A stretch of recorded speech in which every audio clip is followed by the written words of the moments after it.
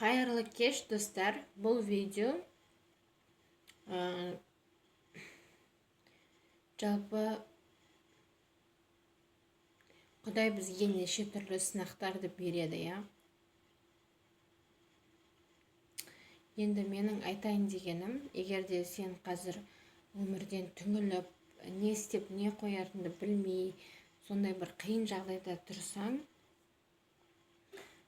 саған мен көмек ретінде аз да болсын кеңес бере аламын. Ең бірінші кеңесім ол ешкімге ренжімеу. Яғни сені бұрын ренжіткен адамдар болса, қандай адам болсын, сенің көңіліңе тиетін сөз айтқан болар, я. Қандай адам болсын, сенің бір затыңды алып кеткен рұқсатсыз адам болған шығар, я. Мүмкін сен соған ренжулі шығарсың. Алайда егер де сен өміріңді өзгерткің келсе,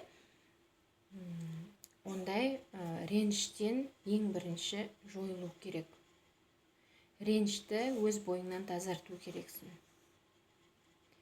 Неге? Себебі реніш ол біздің жолымызды жабатын ең бірінші кедергі деп айтсам да болады.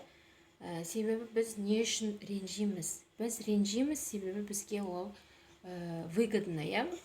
Жалпы, егер біз ренжісек, ол адам мені аяп кетеді, ол адам мені келіп құшақтайды, ол адам келіп маған бір жылы сөздерін айтатын шығар деп күтеміз, я.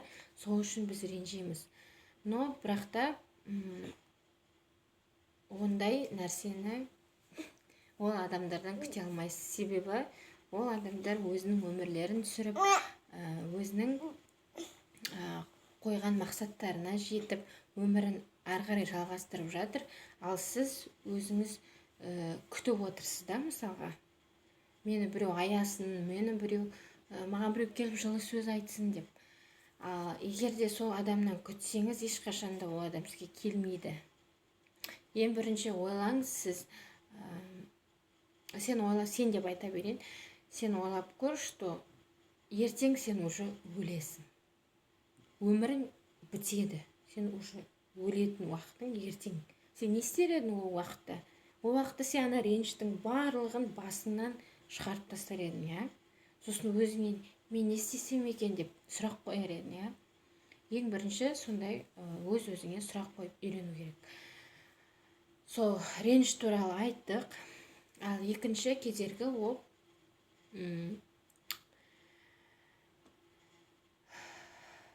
енді қалай айтсам екен, ешкімнен ештеңе күтпеу. Әрине бұл өте қиын нәрсе, я. Ешкімнен қалай мен ештеңе күтпеймін. Менің балам бар, менің балам өсіп келе жатыр, мысалға. Маған ол ертең жұмысқа кіріп, маған көлік әперетін, үй әперетін болар. Немесе менің осы бір кісім бар еді, менен қарыз алған, ол кісі келіп маған көмектесер мүмкін деген сияқты әр адамда үміт болады, я, ішінде. Ол үміт, мен сізге айтайын, ол иллюзия. Иллюзия дегеніміз, яғни жалған нәрсе. Сіз просто ойыңызбен оны құрастырып аласыз да, әрі қарай оның ешқандай да пайдасы жоқ. Сіз просто оймен ойлай бересіз да, но на самом деле ешкім сізге келіп ештеңе істей алмайды. Даже қаласа да ол адамдар сізге келмейді. Сіз оған миллион ақша беріңіз, мейлі сіз оған бір жылы сөздер айтыңыз, я, ол адам сізге ешқашан келмейді. Сондықтан да ешқандай да адамнан ештеңе күтпеу керексің.